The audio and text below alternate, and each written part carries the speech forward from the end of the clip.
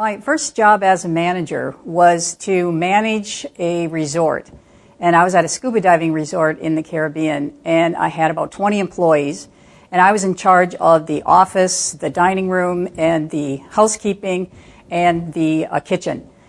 And the resort was owned by Hondurans, two brothers, and also by an American couple. And the couple, the wife of this couple, was named Alice. And she would come to check on my work quarterly. So one day when she came to visit me and my waiters, I had a pivotal experience regarding power in the workplace. So one morning when we were sitting in the dining room having a meeting, all of the divers were gone. They had already gone off for the morning dive. So we were sitting in a table, one of the dining room tables, 6 of my waiters, Alice and me. And we're sitting up on a very high bluff, looking down, open air dining room, looking out over the reef with hibiscus and bamboo growing all around us. It's a beautiful sight. And I was so happy to be in my dream job.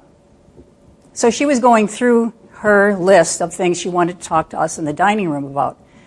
I had 6 male waiters.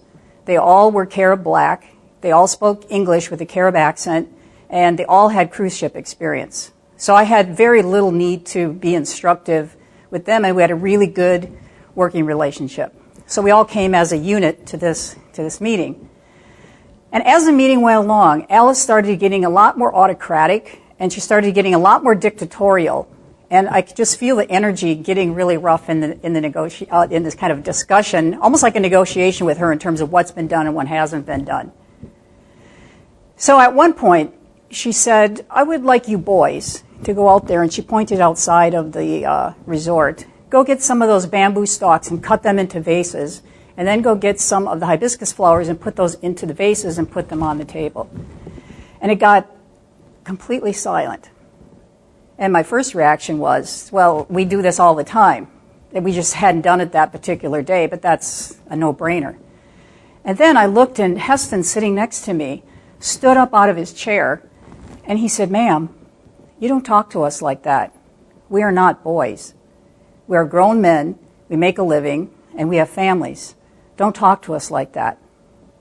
And he sat back down. And my head just spun in that moment. I was just flabbergasted for so many reasons.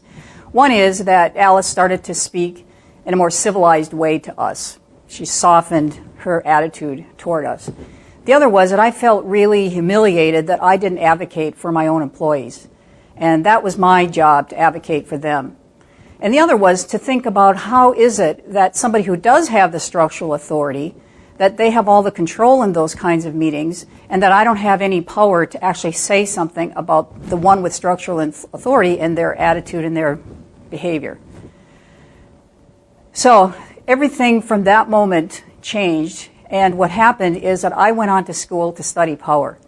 And I went into political science, and I was very interested in the concept of coercive power that's used in political science. And those with structural authority, why and how would they continue to use coercive power when it's not really very effective? And how do those without any kind of authority can actually change what happens in these kinds of situations? So what I've learned from all that study and this entire process is that it's important for whoever you are, whether you're a descendant of a slave like Heston was, who believed that he was not a servant, but he liked to serve people, but he wanted to be treated with dignity. So anyone, no matter what position you are in an organization, that if you own your own power, that you can actually have others treat you and negotiate with you in the way that you would like to.